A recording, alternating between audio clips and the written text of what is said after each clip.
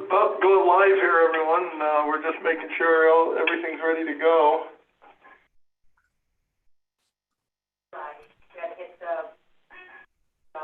Yep, we're going. Okay. Good afternoon, everyone. Call Ag Planning to order. And we'll start with accepting the minutes of the October 19th meeting. Do I have a motion?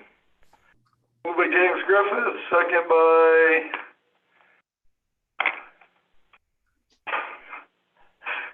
Jay Skelly. All in favor, say aye. Opposed? Carried. Okay, we're going to get right into the Ecc Broadband Study. Okay, I'm going to do a quick introduction first, if you don't mind. Certainly. So just want to make everybody aware, we have talked in the past about the fact that ECC had been commissioned to perform this study for us. And I've also repeatedly said that we were not expecting address level detail to come out of the report, that was going to have to be essentially a follow-up project.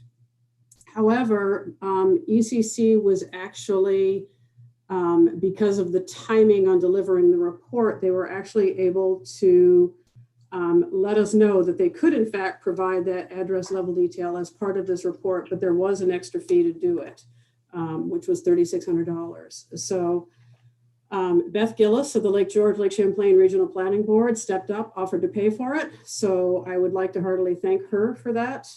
We may not have all of the details in time for this presentation, but Andy may be talking a little bit about that. So again, just thank you guys for the hard work, and I'm going to turn it over to Andy and let him tell us what they found. Hi, everyone. Thank you very much for having us.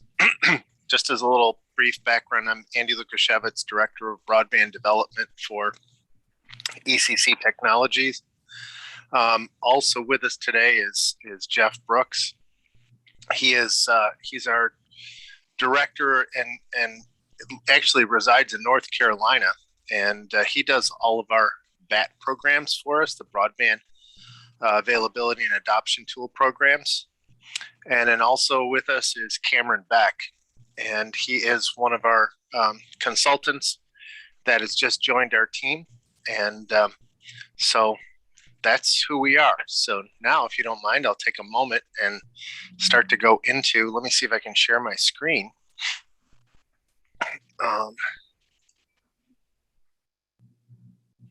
Let's see what we got here.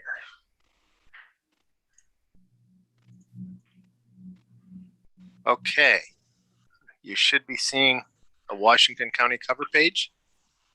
Yes. Yep. Okay, great. Excellent. So first of all, what I want to do is just say that we've, the purpose of this project was to identify the areas in the county that are lacking broadband infrastructure.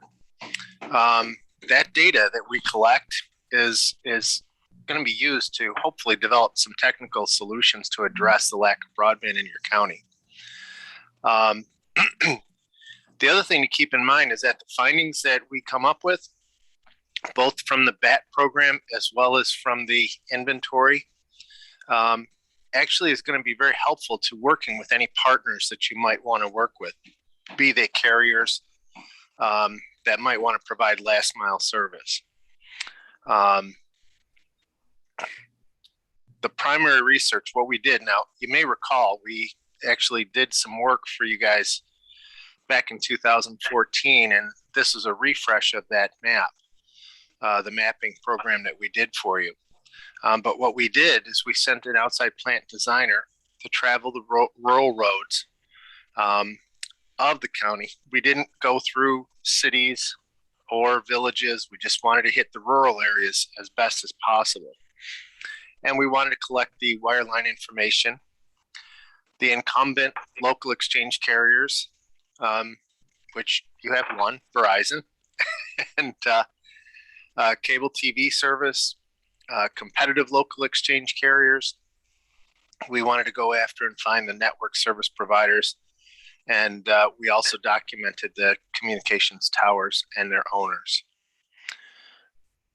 Secondary research. The second part of this was that we actually went online and we looked at different types of data that we could pull up with the FCC data, New York State data, telecom provider data. And we incorporated that into our study so that you could see it's important to understand what the feds are looking at and what they're considering for grant purposes, because then you can match up what we collect on the inventory and you can actually refute some of the information that the feds may have as they issue grants. And we know that there's going to be a lot of money coming out in a very short period of time. We also went through and we did GIS mapping. So everything that we found, all the notes were put into a GIS database. And then that's being provided to Washington County for their use for planning purposes. Next is the second half of the program. The first half was trying to find out where the infrastructure was, where it wasn't. The second piece is the online survey that we did to actually determine adoption and what your constituents are actually experiencing. We had we collected a lot of data. I think there was over 1,600 responses that we were able to geo-reference map. And it was really interesting because your county is very, very interactive. And they're very focused on this issue. And there are a number of issues that came up with that in looking at the broadband availability and adoption tool set that I'll be getting into shortly. But first of all, I want to just say, hey, listen, you know, there's been actually a ton of investment in Washington County. If you think about it here, there's like over 37, almost $38 million of broadband investment between the New York program and the Rural Digital Opportunity Grant Fund, RDOF, that actually went over and impacted about 8,500 addresses in the county. The map on the right actually shows the colored areas are the different areas that grants were awarded, be it RDOF or through the New York program. On top of that, part of the Charter Time Warner Cable merger, New York State basically required Charter to actually expand their services to 145,000 households in the state that were currently unserved. I'm not too sure how many that they were supposed to address in Washington County, but I know that they have been quite active in their building and construction. They were required to have their builds completed by September 21st of this year.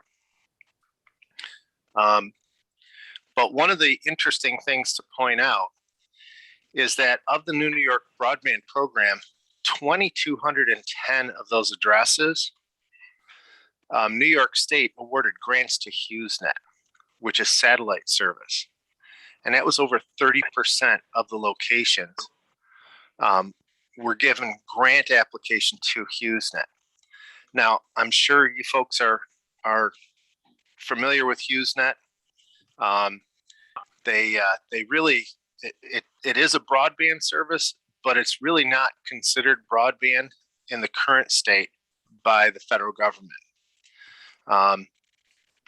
It's slower speeds, very high latency. So if we wanted to ever try to have a communication like this using satellite, it could be very problematic. And it's also very susceptible to weather because it needs line of sight. But that's an interesting point to look at because here you've got great companies like, Hudson Valley Wireless and Slick Networks that are providing either fiber to the home or with direct wireless capabilities. those are fantastic solutions. And then of course, Verizon got grants to cover 1,123 locations using fiber to the home.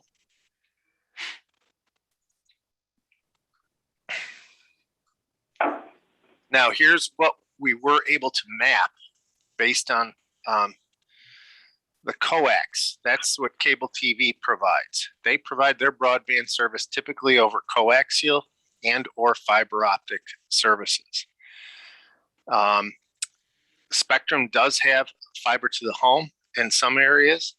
Most of their fiber is actually used to get out into neighborhoods. From there, it gets converted at the node to a coaxial connection, which gets run to the house. The interesting thing about this map is that this map shows two things. First, it shows the pink and the blue lines, which represent, the pink represents the cable TV fiber, and the blue lines represent the cable TV coax. And you can sort of see where these go. However, one of the things that the FCC does is they say, hey, we want you to report in and tell me how many census blocks you serve.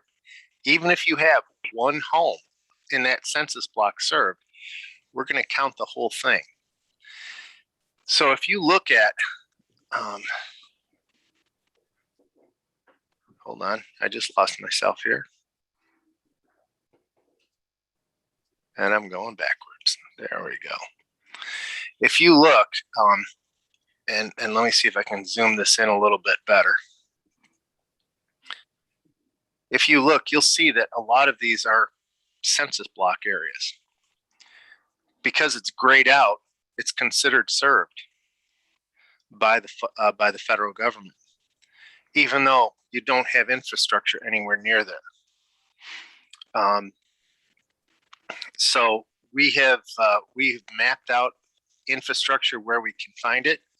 As you can see in these areas, we do have infrastructure for cable TV, and it's still being built out even as we speak.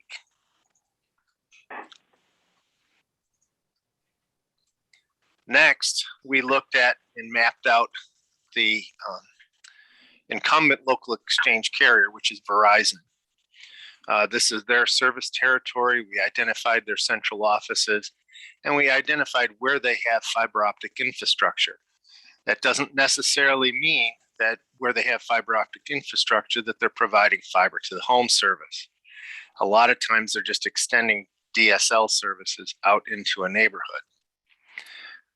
But the picture on the right is also a very interesting one because it really shows the investment that Slick Networks has made in Washington County. I mean, this is pretty incredible, the amount of roads and addresses that they're covering here. I wasn't necessarily expecting to see that to that level, but they have been really doing a lot of expanding and, you know, based on the grant funding.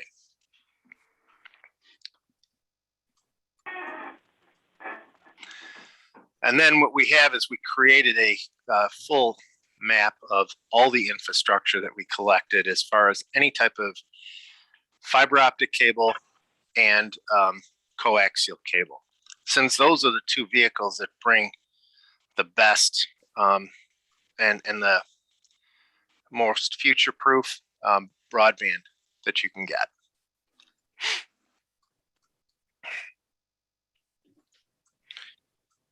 So this is part of what Laura was talking about.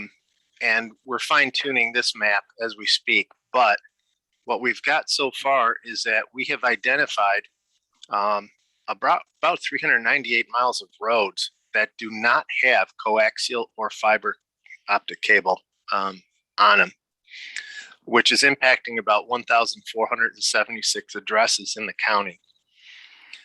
And they're spread out all over the place.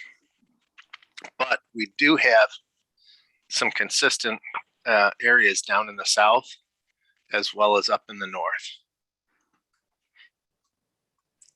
I guess I'm just gonna take a moment here to see if anybody has any questions on this so far, since this is really sort of the stepping stone to get to coming up with a solution and grants in the future. So, Andy? Yep. Dave O'Brien. So I went through the broadband infrastructure inventory study and I found some inconsistencies, especially in the town of Hampton. There has been built out by Spectrum that covers a substantial amount of the area. In fact, in some cases, we'll have Spectrum, and I'm referring to page 15, and one of the articles is Spectrum is providing service in a lot of the area. They built out starting a year ago, August, and completed in the first part of this year. But I don't see that reflected in any of these maps. Well, first of all, they do have a lot of fiber infrastructure here. Built off of the fiber infrastructure, that's the base that they have, okay?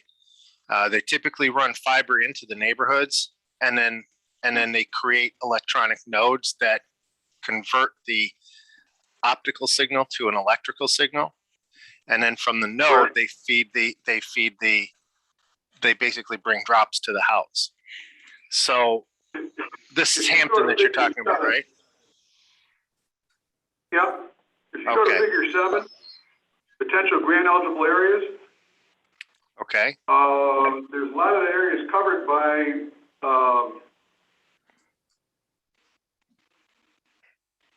SLIC and by Spectrum. It's not annotated here. I think in the last mile, we have about 2.2 miles left in Hampton that are not covered by anyone. So this is showing a lot of SLIC networks. There is HughesNet that has been received grant funds from New York State. Correct. I don't see really any RDOF grants that came in at all for that in Hampton. Spectrum built out on their own dime. Okay. Well, like I said, that explains a lot why they have fiber built out there and why we were able to catch fiber in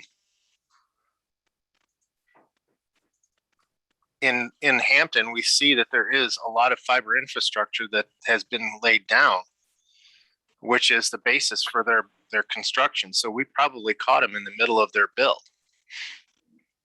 But looking at those lines, is that SLIC or is that Spectrum? No, the lines here, the pink lines are Spectrum. Okay. The blue lines are Spectrum. This is all Spectrum. Okay. Is this consistent with what you've been finding? They're in the center of. Actually, if you go from the line up there on the border with the gray, it's actually gone in deeper in there.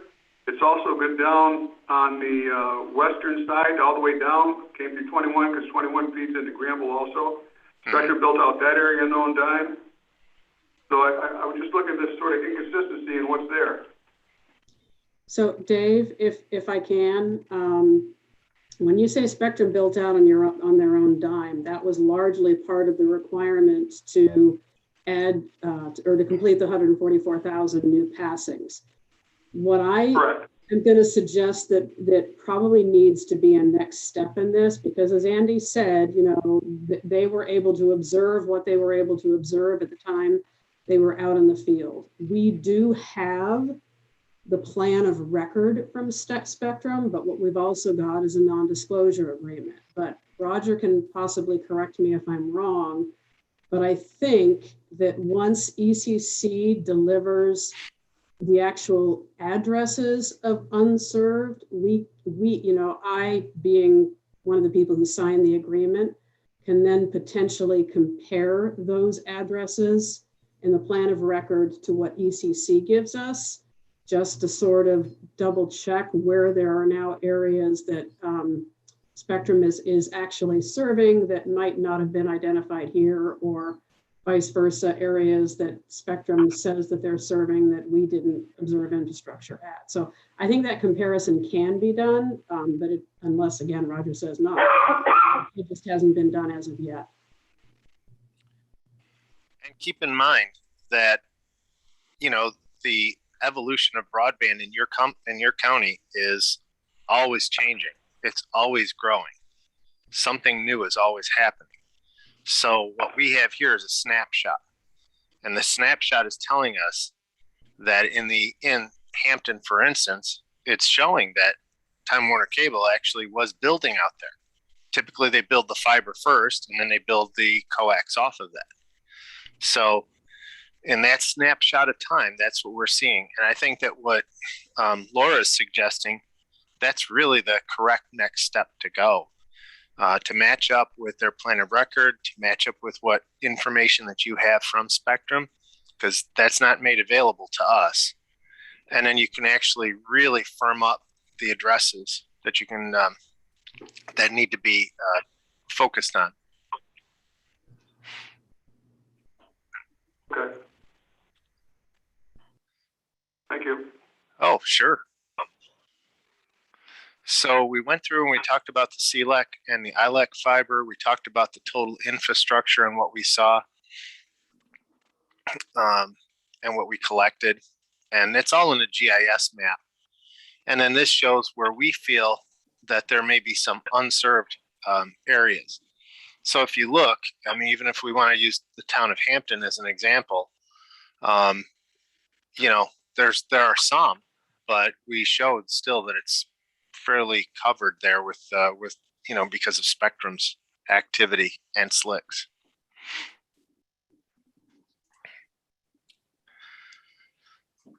Then what we did was we did our BAT survey, and this is an interesting map because in this survey, and I'm sure that Jeff can give us and elaborate a lot more on this, but in the BAT survey, we received more respondents than we were actually anticipating or targeting. So that just goes to the work that Laura and the marketing team and everybody in the county did to drum up support to have the responses, have people respond to this. Some of the things that you're going to find on this map is this map shows, we want to look at the red dots the most. The red dots are people that have no internet access, they have dial-up service, or they have cellular hotspots. It's the only way that they're actually getting any type of internet service. And you can see where these clusters are. You can also see where fiber optic services people are subscribed to, as well as cable TV. Those are the blue and the greens. So you can see that there's a number of areas in here that are well served, but you've got a lot of other areas where at least the customers don't seem to have access to what they specifically, what they actually would need. And this is further corroborated by one of the other notes that we collected on here was if we're able to purchase the speed that you need. So this one here, if you see a green dot, then that individual at that address says, yeah, I've got the speed that I need. The red dots though, saying, hey, I don't have access. I can't get the type of internet service that I need. So you can see that there are stretches and areas in here that need service, and that it can be one of multiple things. Either the service isn't there, the service is poor, or they don't know that they have another option. So, you know, perhaps a Time Warner or a SLIC actually built down into a particular area, and they might not know that it's available to them right now. So those are the types of things that we look at, and we overlay these onto our infrastructure maps to see where some good areas are that we can actually target. Jeff, do you have anything that you want to add on that as far as the BAT?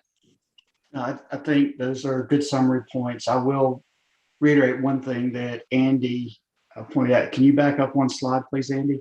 Sure. This is actually a much more important slide in this day and age, especially when we're looking at grant opportunities. We look at broadband services, to Andy's point, as being coaxial and fiber-based services. And this other group of services that falls into what we call the low band services, the DSL, the satellite, the dial-up. Those services, it's not that folks don't have internet access, is that they don't have that type of speed or throughput necessary to not only handle today's applications, but the increasingly content-rich applications that are envisioned in the very near future for education, for healthcare, for industry. And that's really where the discussion around broadband comes into play, because as you look at rural counties across the United States, not just in New York, and we listen to what county executives and commissioners and legislators tell us, they're concerned about the ability not just to get new industry, but to keep what they have, to make sure that they attract and retain population, to have folks to work in those businesses, and broadband is an increasing part of that. So while these statistics show very clearly that a number of folks in the county have broadband, I urge you to take a look at the fact where there's so many people that have, even though they have internet access, their services are inadequate for where everyone believes that they need to be tomorrow and in the future. And the same thing goes for businesses as well. There was a commercial aspect to this assessment instrument, and Laura has access to that in the report. And we're happy to delve into that, later on if anyone's interested. But it's important to read through those components as well, because we're also wanting to make sure that your small businesses, your manufacturing facilities, your farms have access to the broadband that they need in order to run these businesses in the future. So, of course, I'm happy to take any questions relative to that, but Andy, I'll hand that back over to you. Okay, thanks, Jeff. I appreciate that. Andy, Brian Campbell. So I'm the supervisor in the town of Hebron. Of course, you got a lot of red dots, nothing's there and everything. And of course, Slick has already done the build out, but I think in a lot of areas, Slick has not hooked a lot of homes yet. And I don't think any in Hebron, and probably north of us, that's still the case too. So this is a snapshot in time as to what was there the day you looked. How does that work going forward? So does this get updated consistently as we go along? Do we wait till all the switches are turned on and then here's what we actually have or don't have? Or do we go forward with this is what we had on that date, let's get to the next step? Well, first of all, I think it would be good to have this data updated periodically so that you can keep up with it. This data represents, that we're showing right now on the screen, represents the BAT data. That's the survey from the residences and businesses in your towns, okay? And so they're just saying, this is what we have today. This is what we've signed up for. And it just shows, that a lot of people in these areas have only signed up for, dial up, or they don't have internet access. If we go back and we show like your town, this reflects that we did not find infrastructure on those red lines. Okay, so this looks better than what we're seeing here. And that's because just what you said. That's because when we look at where Slick is, they've actually done a fantastic job of expanding, into your town. But they might not have turned up things. They might not have been doing marketing there to make people aware that service is available, right? So all we know is that their fiber is out here in these spots. Yeah, they just haven't hooked any homes yet. Nothing's been hooked yet. It's just the first mile or whatever. We're not to the last mile yet. Well, yeah, but this is important though, because that at least the people in your town are going to be served. But oh yeah, they canvass the whole area. They know it's coming, but I mean, as far as anybody having the availability yet, it's not to when they turn it on. So that's my question is, so where are we at with this? How do we get to the next step, or is it something we do have to keep up periodic? How are we doing this? Well, number one, like I said, that's something that now that you have the baseline data, it should be pretty easy to keep up compared to doing a full inventory. But the thing is that for you to proceed on to the next step, you have enough information here to determine what areas do you need to focus on? What areas do you need to invest in? What areas do you need to develop partnerships with other carriers to expand out in? Okay. So you have enough for that right now, but it should probably be refreshed periodically, especially after you may address a lot of these dead areas that don't have service. Once you address those, then you might want to go out and say, okay, well, is there anybody left that we've missed? Do you know what I mean? I think that's the way you need to go with that. So Andy, this is Jeff, and I'll kind of do a follow on. The other thing that you begin to look at moving from the physical part of the network infrastructure data, which is important for where infrastructure is available, but it's also important, obviously, for where it's not, because that helps you direct appropriate resources. But then when you look at the adoption part of the BAT survey, because it may not be an availability issue any longer, it may be an adoption issue where people are going to say to you, I don't need it, I don't understand it, I don't know how to use it, I can't afford it.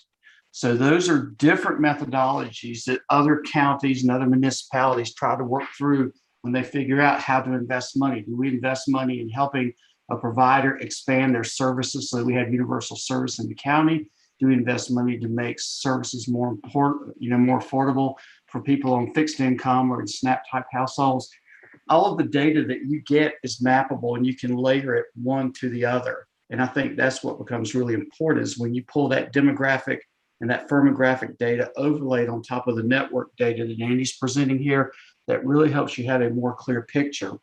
One of the things that's very important that I've learned in working with some of our clients is that these combination maps that are going to be in your hands allow you to have more productive conversations with both your incumbent service providers as well as alternative providers, because you have at your fingertips specific data that now kind of lets you be on the same playing field, the same level with the people you're having discussions about. There are very few secrets there.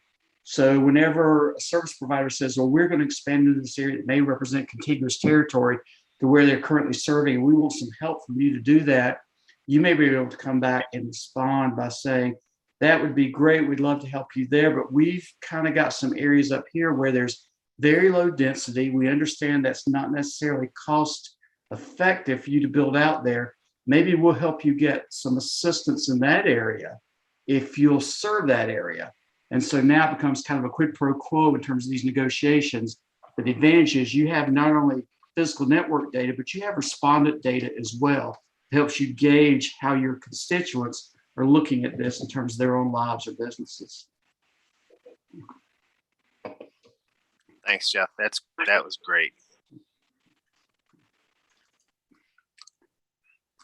So one of the other, and just going back to adoption that Jeff was pointing out, this was pulled from our report that we did. And one of the questions that was asked was, how much would we be willing to pay for new internet broadband service? And so in this instance, people would be willing to pay $51 to $75 a month. That's can be somewhat reasonable. 18% said 76 to 99. One of the things that we're finding is that a lot of people in the county are paying upwards of $75 or more for their internet service, no matter what type they have. And that can be pretty costly. For example, where I live, I get 500 megabits per second synchronous service. That's download speed and upload speed, and I'm paying $50 a month flat for that. Sorry, Laura. Yeah, Andy, I'm paying double to get about a tenth of what you're getting. And it's like, but Well, don't feel bad because Andy doesn't share with me either. no, So, I don't. you know.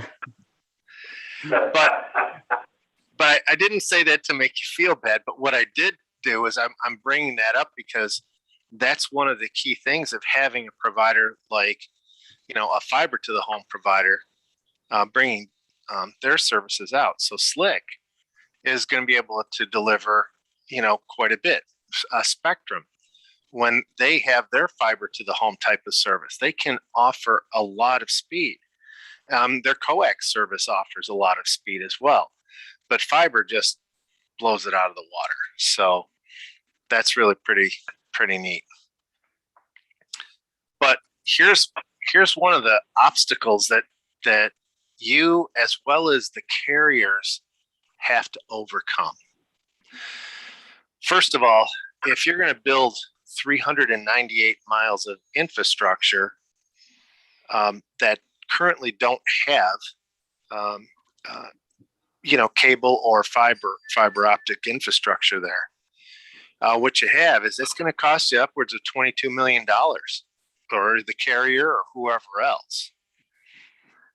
So there's a one-time capital requirement that needs to be overcome. The other thing is New York State's Perm 75. This is where they have put a tax on the New York State right-of-way. So if you want to run your fiber, or if you want to run your coax or any infrastructure along the New York State right-of-way or crossing the New York State right-of-way, there's an upfront fee. There's also really horrendous surveyor costs. They require a surveyor for the entire length of wherever you're going to be in their right-of-way. And then on top of that, there's an ongoing tax that gets applied if you're going to be crossing the road or if you're running along their right-of-way. Andy, can I ask a quick question? Sure. So you've mentioned obviously the obstacles of the DOT right-of-way fees, the taxes and surveying costs. So those costs have come into being since the Broadband for All program was announced. So what that ultimately meant is that the providers who bid and costed out their deployment plans basically bid it out at one price, and it ended up costing them in many cases double, because these taxes and fees came into existence after they'd already bid. So when you say 22 million upwards for 398 miles, does that take into account that build outs could potentially be exponentially higher than they would have cost even 4 years ago? Yeah. Or could it even be more than 22 million? It could end up being more than 22 million. This is just this is a more of a whiteboard type of number, but I did take into account the increase due to the Perm 75. So that number is in there, but it still could be more, and it could be actually a little bit less. I wouldn't expect it to be much less. But yeah, that's included in that. And but the thing to keep in mind also is that not only does that Perm 75 impact the construction costs, it's also impacting the operating costs for these companies. They never had this fee before. Now all of a sudden they have a significant fee that they have to recover one way or another. And right now, one of the things that we've been finding is, especially through the RDOF program, companies that actually won RDOF grants, they've actually said, no, we're not going to build because we can't get over this, this Perm 75 issue in New York State. It's just too costly for us. We can't make any money, and so we're just not going to build. So that's been happening more often than not in New York State, and it's a real issue. And it's something that, quite honestly, there should be some form of a full court press towards New York State to have them look at that and reverse that law. So Andy? Yep. Andy, if I give you an example, in my town, I have 2.2 miles left with 40 potential hookups left. Yeah. Spectrum build-outs, it's on a State Road 22A. Yep. They came down and they had 2 appraisers come down to estimate it. It was $660,000 to do 2.2 miles, primarily because National Grid was going to require them to replace most of the poles, the Perm 75Bs, and a few other areas. But it's unbelievable how much money they can cost. I mean, that's $330,000 a mile. Right. Just to connect 40 poles, as you say, the operating cost. So that's the impact of some of the Perm 75 and the need for National Grid or another pole owner to require to replace the pole in order to connect to it. So a lot of this happened over the last couple of years. So July of, not this year, but July of last year, the Perm 75 went into effect with New York State, July of 2020. And then what we also had is National Grid, NYSEG, all the New York State power companies, they've been very particular on attachments onto their poles, where they've been replacing poles. They've been making some pretty heavy duty requirements on companies that want to attach. So previously we went in and we would budget about $40,000 a mile for construction. And now we're budgeting between $55,000 and $60,000 a mile. And that's if it's all goes well. You will run into those types of areas where it's going to cost you $660,000 for 2.2 miles. But in that aspect, I would look at either how can we get into how else can we get to those customers, and the other thing is you can always go underground. That's not going to get rid of the Perm 75, but that'll get rid of the make ready costs. Or you can go potentially into backlots and try to get right of way that way. But that's a pain in the butt because now you have to get easements from everyone that you want to try to get access to. So none of it's easy, but anything that's worth it, you got to work for. So one of the what do you think, Andy, is the percentage of that 22 million that is just caused from Perm 75? That's probably, now you're asking me to do math. Well, let me just see here.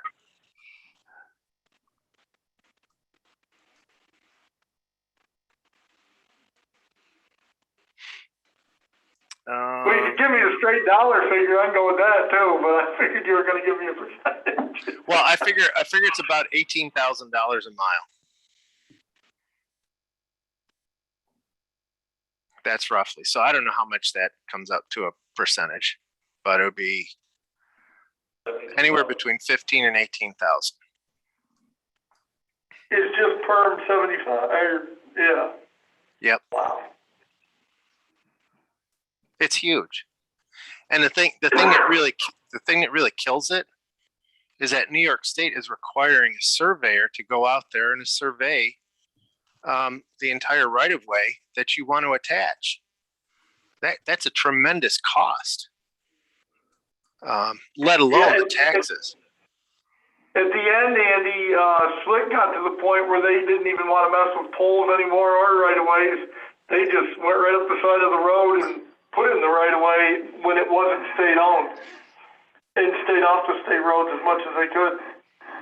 Well, that's how we have to design networks now. we have to find ways to avoid New York State highways. That's number one. And it's sad because, you know, New York is, we need the broadband. They talk about making sure that broadband is available to everyone, but then they put such a huge roadblock in the way. So I don't know, but that's something that needs to be addressed for sure. And I know that there's contingents that are, you know, trying to get to the governor to see if we can repeal that. A lot of carriers are very upset with it, and it's actually going to stifle the growth and expansion of broadband in New York State, which is really sad. Well, not only that, once everybody gets one carrier, then they want choices, so then they want 3 or 4, so it stifles all that too and keeps competition from happening, so it doesn't work anywhere around. So I think it's a great report. I don't know if you got a lot more to say about it, but I guess I need to hear from Laura is where she wants us to go from here with the report. Laura.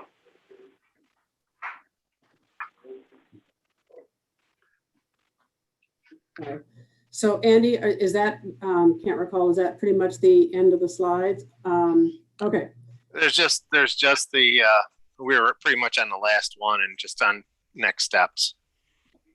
Okay, so, you know, I'm going to leave Andy to sort of speak up as this makes sense, but there is still some work to refine this report. Ultimately, what I would like to see is address level detail for those who currently don't have broadband service by whatever, you know, we want to use as the definition of broadband. Right now, federally, it's 25 by 3, but there's sort of strong impetus to move that to 100 by 100. So kind of depending on what grant funding program you look at, some will define it one way and some will define the other. But whatever we consider the minimum threshold will help to dictate whatever grant funding opportunities we might or might not go after. But ACC actually, I think, came up with what I think is a very good idea. What I would really like to do is once this information is completed down to unserved addresses, I'd like to sort of divide the county up into quadrants that make sense. I don't know, 3, 4, 5 of them, whatever it is. And then issue an RFP to providers to bid on what is it going to take to get everybody in these areas service. Once we have that, we will then know what kind of costs we're looking at. And you know, I think, and again, Andy, step in anytime. There's a couple of ways to proceed. We could directly initiate negotiations with providers that says, you know, we're going to potentially use some of our ARPA funding to help you to build out. But the problem is we are not going to have enough ARPA funding to cover the entire county. I don't think we can do it with just that. I think we are either going to have the broadband providers step up in a big way and pay for it, which I don't think is likely, or we're going to have to start working on securing more grant funding. But once we have the cost information, then the next thing to determine is if we are going to apply for grant funding, what should that be? So the Federal Infrastructure Act that was just passed on a formulaic allocation gives about $42.5 billion to all the states. So I don't know exactly what New York's share is, but basically that means that money is going straight to the New York State BPO to decide how they want to allocate, whether that means that they're going to do what they did for broadband for all and allow companies like HughesNet to participate. We don't have any say in it. It's basically, you know, however the state decides to manage that funding. Some of the funding is also going to go to other programs like federal programs like NTIA and Reconnect. There is an opportunity on the table right now that is due in February. That is a USDA application program called Reconnect. It's an extremely complicated program. Essentially, I mean, it pays for Well, first of all, in order to qualify for it, anybody who does not have current broadband at speeds of 100 by 20 is eligible. So that's actually quite a bit of the county. Either the providers are applicants or municipalities or also potentially the IDA. So, I mean, I'm sort of going all over the place here, but there is a possibility that the IDA could sort of sponsor a joint application between Warren and Washington counties to cover some of these gaps. But again, I want to reiterate, it is a complicated mess. It's going to cost a lot of money just to develop the application because you've got to develop network proformas. That means the IDA would have to own the infrastructure. Again, there's possibilities, but it's going to be difficult to do. Unfortunately, that is the only source of funding that I see that is available right now. For everything else, it's wait to see how the federal infrastructure funds filter down to the state and what the program rules for any other federal funding are. But the good news is with all of this data and with the response to an RFP, we'll know what we're looking for, which we didn't a couple of months ago. We will know who we're trying to address. It's simply well, I say simply, it's a find the money to do it, basically. So you can break this down into the 5 quadrants or whatever it would be without knowing where the money's going to come from to begin with. We can still head towards that. Am I right? Yes. And then you could actually even bid it before you knew what kind of funding you had to find out what funding you needed. But can we do that? Is the quadrants like a land auction where you have them bid on all 5 or one at a time so that you take the best deal in the end? I think the way that it would be structured would be that you would want them to bid out on any or all. I don't think you want to necessarily force them into bidding all because some of this, the infrastructure is going to be real close by, right? Well, that's what I meant with the land. That's what I meant with the land auction. That's usually the way it is. There's like 4 or 5 parcels, and you structure it so they can bid like on all 4.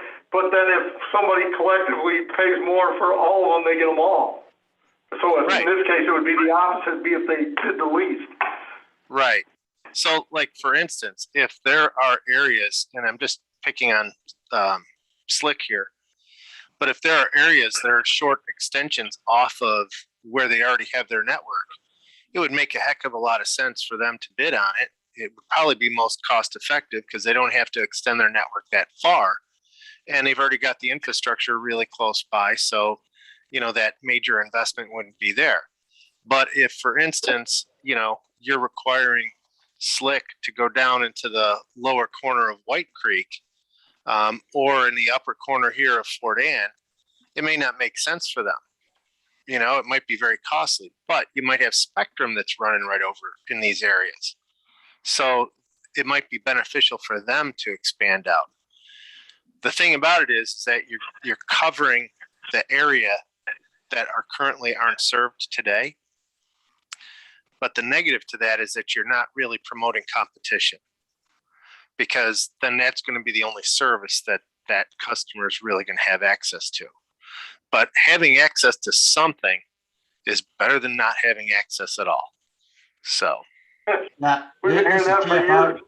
I would like to reiterate, we hear this again, and basing this on the number of counties that we have conversations with all over New York and up and down the East Coast, that the primary goal of most counties is universal service across the county. And once you have universal service in play, then you say, okay, now let's see what advantages will accrue to us from having or encouraging or welcoming alternative service providers. One of the things I think you'll find illustrative is whenever you read through the BAT report, it's very insightful to read the commentary of your residents, to read what they have to say. And I think that will help place in everyone's mind the value of having the discussions as Laura has outlined, but it also represents opportunities for you to push your incumbents to do more as well. Because again, there's no holding back. They're not having to wait on a customer service line to tell you and tell the incumbent providers how they feel. So I urge you to take advantage of that commentary in your discussion with your incumbents, as well as sharing this whenever you put your RFP out. So I'd also like to comment. So the issue of whether we apply for Reconnect, that's not something that we have to decide today. I guess, again, what I would like to push to do is to get this finished and get that RFP issued as soon as possible, because if it did work out that we decided to apply for Reconnect, firstly, there's going to be a very significant match component to that, and that, the money that we've talked about through ARPA funding to set aside, it would use all of that money, possibly plus a little bit. Secondly, the application is due in February. And as I'm sure Andy can tell you, first of all, we would have to retain somebody to do it, because it requires technical proficiency. Unless, well, let me step back. I think there's actually two ways to do it. If we worked with ECC or whoever to develop a Reconnect application in partnership with the IDA, that is very, very complicated. However, it might be possible, once we get any results from an RFP back, to take that information back to the providers and say, hey, can we partner with you, use some of our ARPA funding, and encourage you to directly do a Reconnect application to expand your network? That might actually be more financially feasible, but we can't do that until we have the information. And Laura, I want to make a quick note. I think in the back of the BAT report, there's also a sample, if I remember correctly, Andy, just to give everybody an idea of the data that's required for a Reconnect. This provides an example just to share what the federal government often asks for in these type of grant requests. So it's not meant to push you towards the Reconnect, just giving you an example. But we would imagine that the data requirements would be roughly the same for a Reconnect round 3, but it's a useful reference to walk through that and look at the type of information that's required. I know we've done this work in the past. We built a project plan, and to Laura's point, everyone has to pull together. I supported Andy when he was working with Madison County. There are a lot of hours that are required, and we really depend upon our client and whoever their partner may be to work hard to get that data in as well. The idea is that you've got everything done 2 weeks, ideally at a minimum, before the submission is due, so that you're not troubleshooting 5 minutes to midnight when you got to press the button and then you find out the government system doesn't work like it should. So just a couple of things to think about. Andy, am I missing anything there? Well, just to give you a high level, some of the things that are required in the Reconnect grant are, not only does it require the applicant to own the infrastructure, but it does require that all sorts of environmentals be completed. It also requires a pretty detailed network design down to the equipment level. You have to have a partner, a last mile partner at the very least, that's going to be able to sell and operate that network if you're going down the way of the IDA. Then you have to have a business plan. And that business plan has to have a particular set of requirements, thresholds that it needs to meet. And that's based on projections of sales. That's based on, revenues. And then you have to also design your packages that you're going to offer to the customer.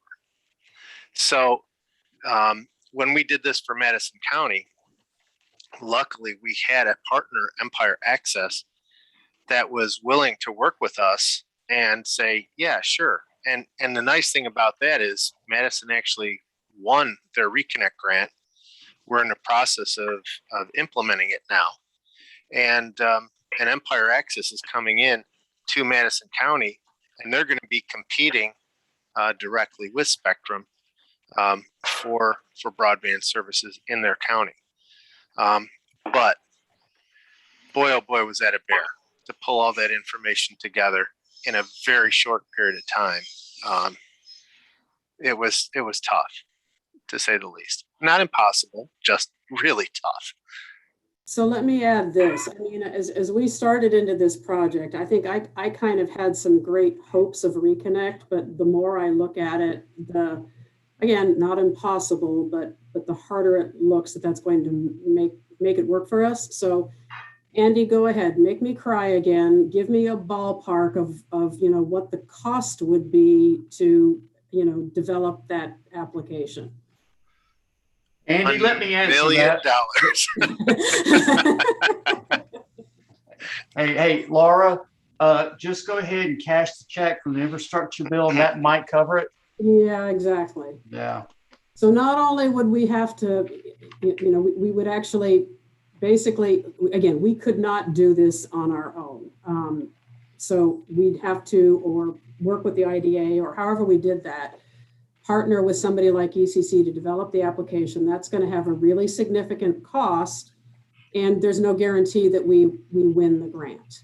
So again, I'm not discounting it at this point, but the more I look at it, sort of the heavier lift it seems to be. I think at this point, I would rather focus on, can we get the information about unserved addresses, work directly with the providers, and try and incentivize hopefully more than one provider, because we want to encourage competition, to do the applications on their own.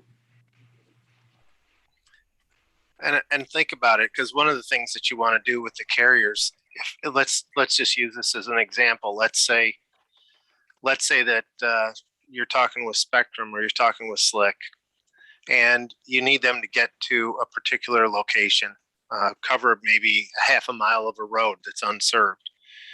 And on that half a mile of road, there might only be 3 homes. Well, they might normally build to 12 homes per mile.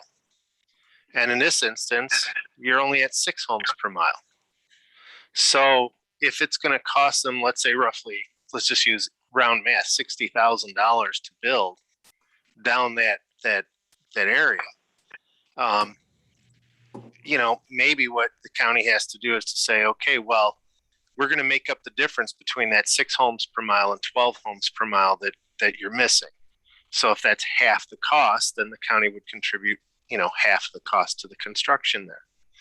So those are the types of negotiations and things that, you might want to explore when you're talking with the various carriers.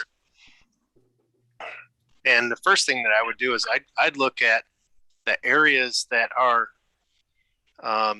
even before you go out with an RFP, you might just want to go and say, okay, well, here are the unserved addresses that are all in Slick territory. Here's all the unserved addresses that are all in the Spectrum territory. Here's the unserved in Verizon territory. And try to whittle that down and say, hey, listen, what can you guys do for us that would, make it work, so that at least out of the 1,500 type of homes that are unserved, you might maybe take 1,000 off the table already just through that kind of negotiation. So that's the type of thing that I would probably go down.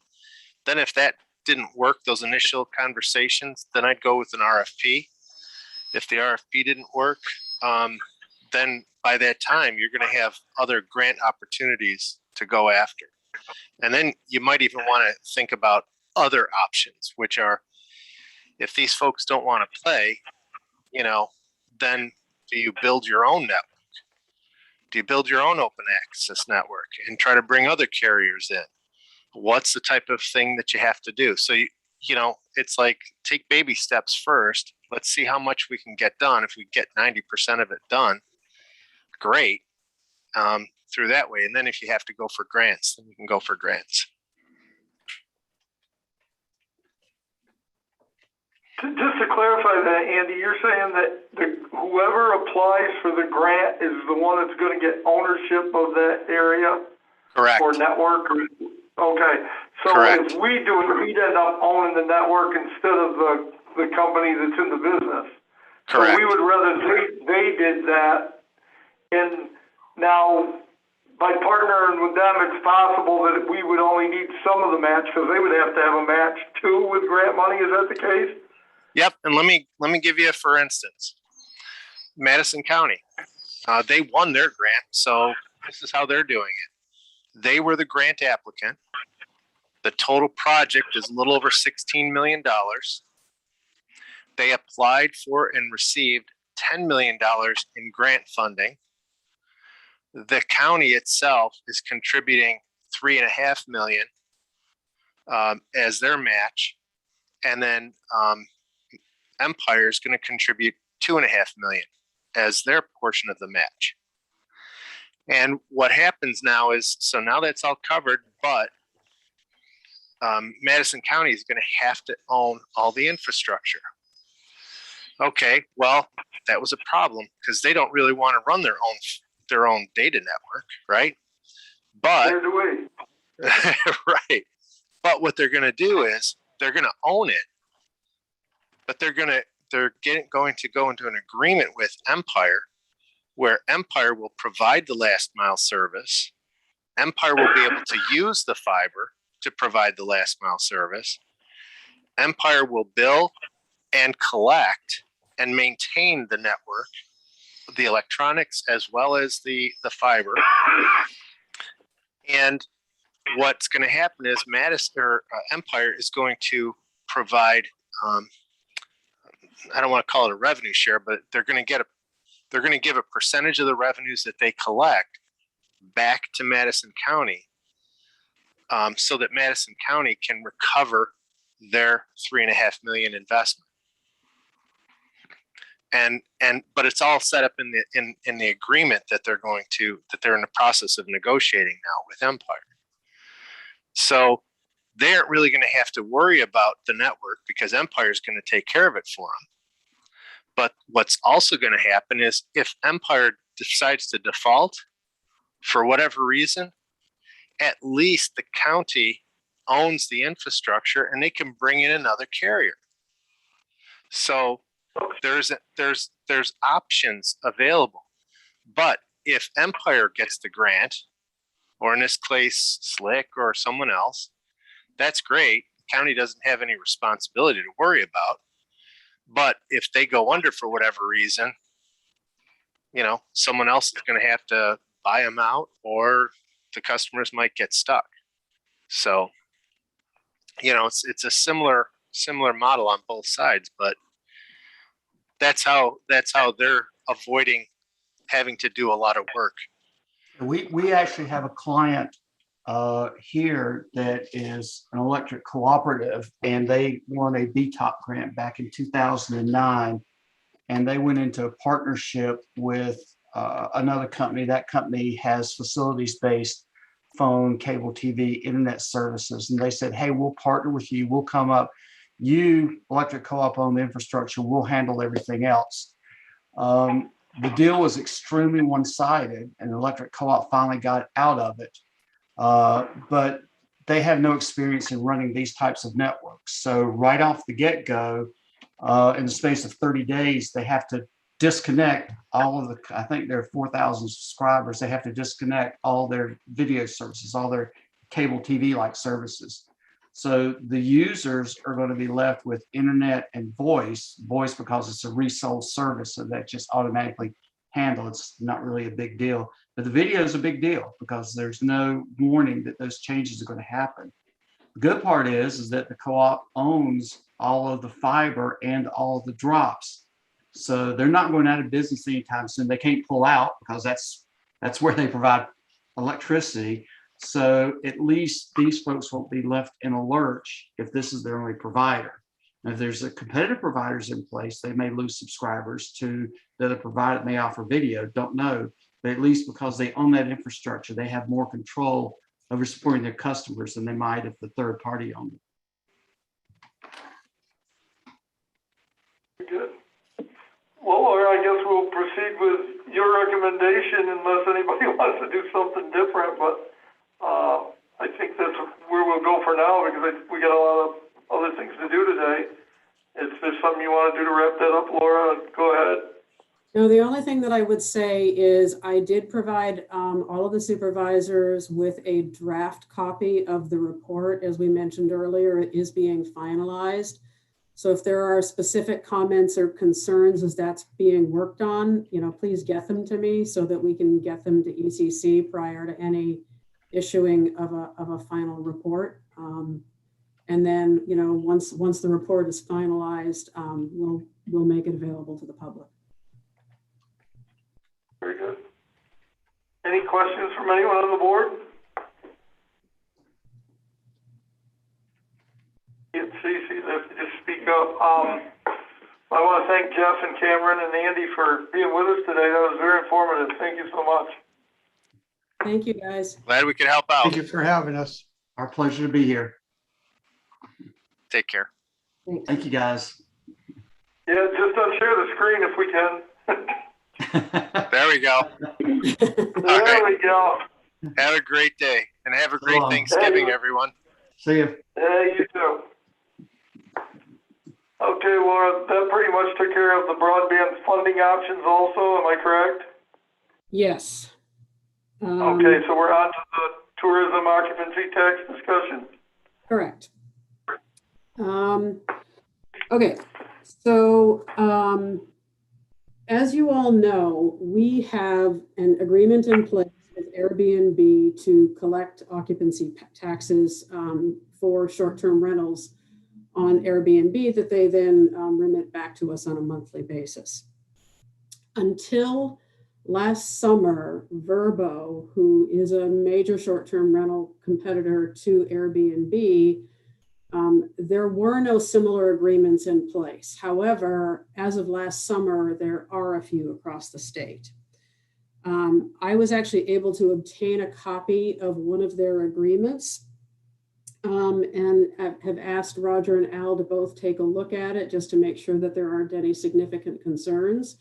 So with that agreement, we have the potential to reach out to Vrbo and negotiate an agreement similar to what we have with Airbnb right now.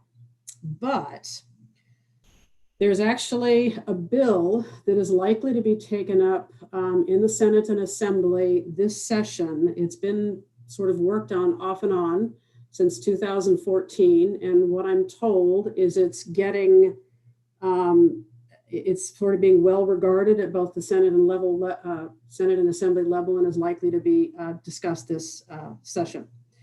So the intent of the bill is I think is a laudable one. The intent is to create a level playing field with hotels, because right now hotels are subject to rules, regulations, fees, etc., that short-term rentals are not, which puts them at a significant competitive disadvantage. So basically what this bill will do is it will require the short-term rentals to register with New York Department of State. There'd be a permitting process that would have to be reapplied for every 2 years. DOS will charge a fee for it. I don't know what that will look like. The rental hosts are going to have to do things like, have some public safety standards like an evacuation diagram, fire extinguishers. They're going to have to carry insurance covering guests. And they're going to be required to keep records for a minimum of 2 years about every stay, and then report that to Department of State annually. Similarly, the host platforms will also be required to keep records for 2 years, make them available to Department of State if asked, and then the Department of State may or may not choose to share that information with the local municipalities. But essentially, to me, it looks like the way they're getting around demanding that the short-term rentals do the reporting is that the platforms do the reporting, is that they're actually going to require that the hosts do the reporting. So I, at this point, am not really sure, and I think this needs some maybe discussion and investigation, whether it's in our best interest to pursue a direct agreement with Verbo as soon as we can? Or is it better to wait and see what potentially might happen with this legislation? But what I can tell you is we have some data that we've obtained through a couple of subscription services. And I can tell you, it has made my eyes cross trying to go through data that came from 2 or 3, from both Airbnb and from a couple of reporting agencies to try and make it all reconcile, because it was like apples, pears, and oranges. But this is what I can confidently say about our short-term rental market in the county. So the gross receipts that Airbnb collected during 2020, and probably about the same for 2021, is about $2.5 to $3 million. The gross receipts for Verbo is actually about the same. So, we're talking 5 to 6 million or so in gross receipts between the two of them. And what we are collecting occupancy tax on right now is about half that amount, which obviously comes through Airbnb. That also does not include other host platforms like Tenter and other sort of glamping platforms. So there's more out there than just Verbo and Airbnb, but they both have significant market share. So of the actual bookings, probably 60 to 70% of them are actually booked on Airbnb. The balance, 30 to 40-ish are booked on Verbo. But Verbo revenue is higher because they're typically higher end units and more expensive. So although the booking split is probably 60 to 70-ish, the revenue split ends up being about 50-50. So if those bookings continue at that current rate, we're potentially looking at the opportunity for an average of about $100,000 a year in revenue from each. Right now, I think we are probably going to see pretty close to 100,000 from Airbnb, but we are not, again, seeing anything from Verbo right now. So of those rentals, probably 80% of all of them across all those platforms, or Airbnb and Verbo, are sort of like a whole house, a cabin, or a unit. And then the other 20% might be like a single room in a house. The average daily rental rate for these units, which again is primarily whole houses, was about $300 in 2020. And about $350 in 2021. The really interesting thing is with Verbo, because I also have the ability to look at this by town. By far, the town of Fort Anne is generating more than half of the Verbo revenue. So if you look at the average occupancy rates, whereas we were 300 countywide was 300 in 2020 and 350 in 2021. In Fort Anne, the average occupancy rate in 2020 was 800, and in 2021, it was 885. The other sort of more expensive rentals are typically found in Putnam Station, Hewlett's Landing, Kayetskill Bay, and Shushan. Now, that's it's going to vary by sort of by season and by year, and that's really only looking at 2020 and 21, but that's the way they've sorted out. So again, if Fort Anne, if you look at the next nearest town in terms of what they would be generating in revenue, Fort Anne is generating more than double what Granville, Salem, and Putnam, which are probably the next highest revenue generators from Verbo, are. So again, that's significant amounts of income that we are not seeing because we don't have an agreement in place with Verbo. And again, we tried to do that 2 years ago, but Verbo wasn't making any agreements. There weren't any in New York State, but there is the opportunity to pursue that now. So on average, there are probably about, I'd say 130 to 150 short-term rentals available for occupancy, marketed in an average month in the county. So that's a lot of short-term rentals. That's a significant portion of our dwelling units that are sort of being farmed out instead of being, year-round household residences, that they're being used to generate revenue from Airbnb or Vrbo. And obviously there are pluses and minuses. I mean, it can be potentially good for the economy, but the short-term rentals do in some case, create some issues with local residences and sort of the tourism travel market versus the residential market can sometimes clash. But again, if that state legislation passes, that's going to be more heavily regulated than it is right now. So I put that out there. Is there a downside, Laura? Because usually anything we have is going to get superseded by state regulation anyway. Well, so why would we wait is my question. Well, it's actually, and Roger can maybe chime in because he's read the text of this as have I. It's very murky in the language as to what happens, because there's language in there that says, except for those counties that have existing agreements in place. But what I don't see it spelling out is what happens in the case of those agreements. Like, is the state contract automatically going to supersede it? Or, are they, not subject to the same requirements? And as Roger pointed out, the bill could change. I mean, it hasn't passed yet, and it could look different than what it looks like right now. So. Jump in, Roger. All right, so there's really no disadvantage to going ahead and trying to do something on our own, because just something or nothing could happen at the state. We don't know what it's going to be.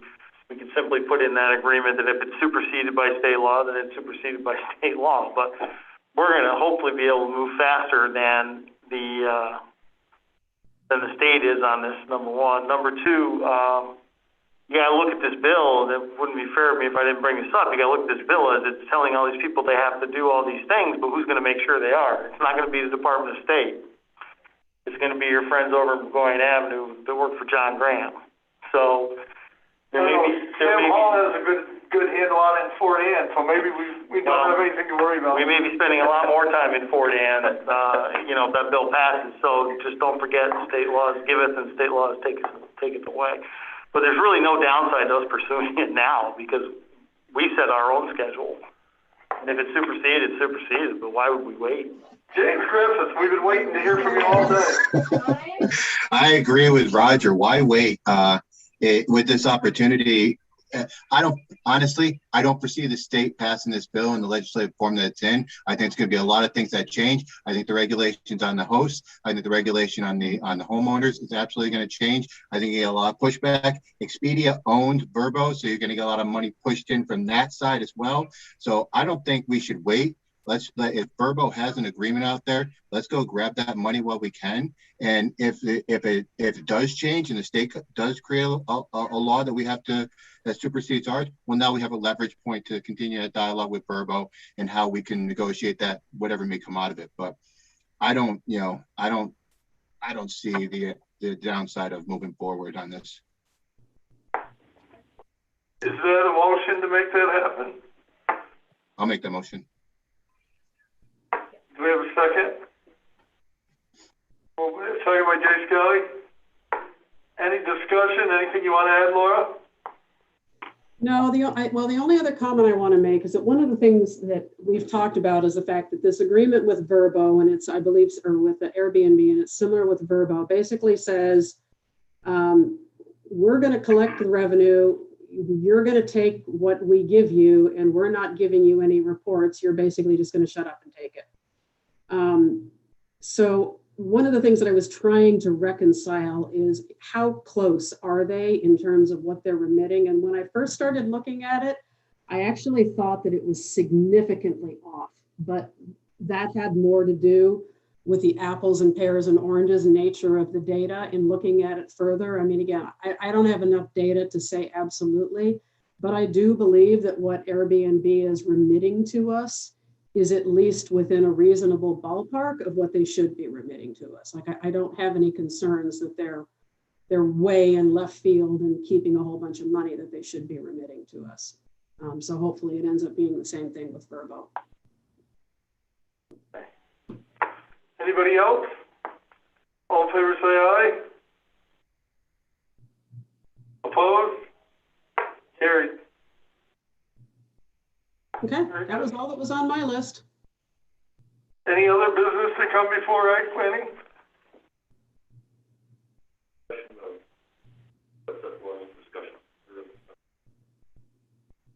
What's that? I think that's what we were just doing.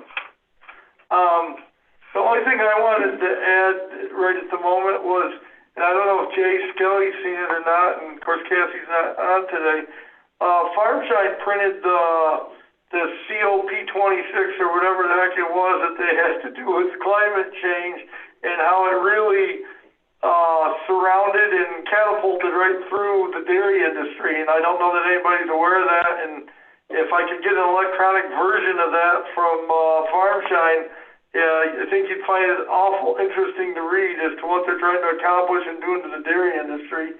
Having been in the industry and seeing what they're talking about, the expense to food would be tremendous. And I don't know if Jay's seen that or not, but it'd be very interesting reading for anybody. So, Sue Clary? Just, Brian, just a wonder question. That Perm 75, does any of that tax come back to Washington County that we could put towards broadband? I doubt it. That's the state's way of getting their money back for paying for the 3 phases. So the answer to that, Sue, is no, it does not. That revenue all goes to New York State DOT. Okay, is there any way that we can say that some of it should come back? Well, in fact, there is a bill on the governor's desk that would actually rescind that. It's there's been a fairly concerted effort to essentially stop putting roadblocks in front of broadband providers. Yeah. It's on her desk. There are, any advocacy that we have to encourage that gets signed brings the cost of delivering broadband down, which we need to see. Yes. So I personally, I would rather see it go away than have a little bit of the money, because even having a little bit of the money, you're still discouraging broadband from deploying. I would agree. I just playing the devil's advocate a little bit. Thank you, Laura. And thanks for all the reports. They're wonderful. They're great. Good. Lots of numbers and figures and good bedtime reading, right? Yeah. Well, if there's nothing else, happy Thanksgiving, everyone, and hopefully we'll see you soon. Aye. We're adjourned. Oh, go ahead, Laura, if you have something. No, I was just waving goodbye.